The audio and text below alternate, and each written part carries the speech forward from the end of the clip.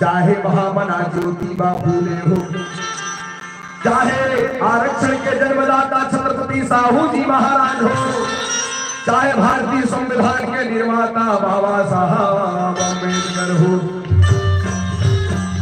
और ये सबों संत महापुरुष के बारे में जानकारी देने वाला महानायक मान्यवर साहब कांशीराम जी को जोरदार ताली बजाओ मान्यवर साहब के लिए।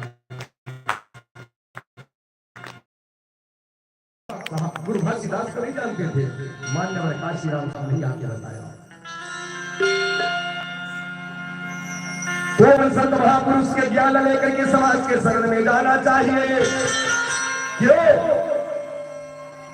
ये भारत देश में गैर बराबरी व्यवस्था है,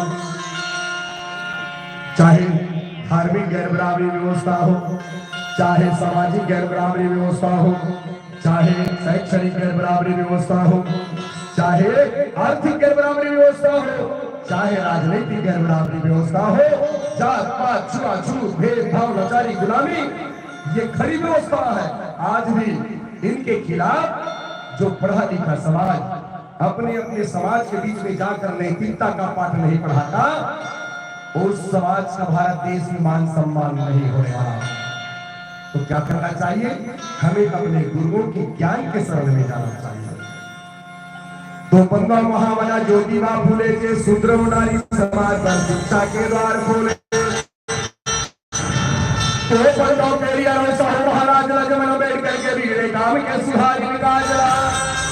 तो विदेश में पढ़े लिखे के अम्बेडकर के व्यवस्था कराई, अपन बुद्धि अपन पैसा अपन समय लगा के बाबा भीमराव बढ़ाई। तो बाबा साहब भीमराव अम्बेडकर जहां विदेश पढ़ के आई से, और बुद्ध फूले साहू महाराज गुरु घासीदास बाबा के संविधान बना के कर जाला चुकाई से। और क्या कहा कि शिक्षित बनो, संगठित रहो, संघर्ष करो बाबा जी के कहना। और ये तीनों बात लगे समाज नहीं जाने मुर्बानो समाज हो जिंदगी भर होते मरना। इसलिए हमें शिक्षा के द्वार में पहले जाना चाहिए। हमारे कार्यकर्ताओं ने कहा, तो आइए हम गुरु वंदना के साथ अपना कार्यक्रम शुभारंभ करने जा रहे हैं। आप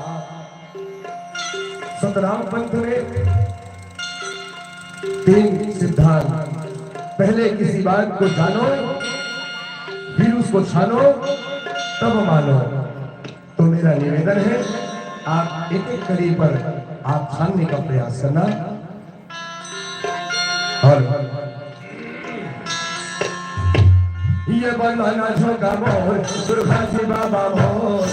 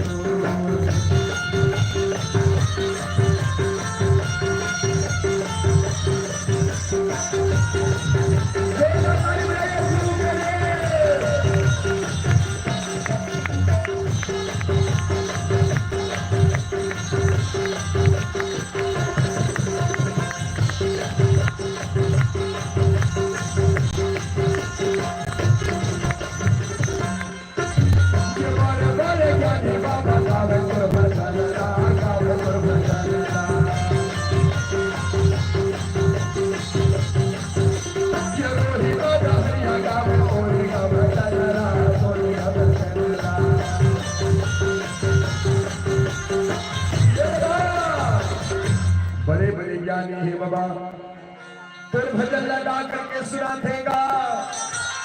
लेकिन मेरे दोस्तों भजन का मतलब होता है भक्ति रूप। क्या भजन आने होता है भक्ति रूप और भक्त होता है गुलाम। क्या बोले बोले ज्ञानी बाबा सुने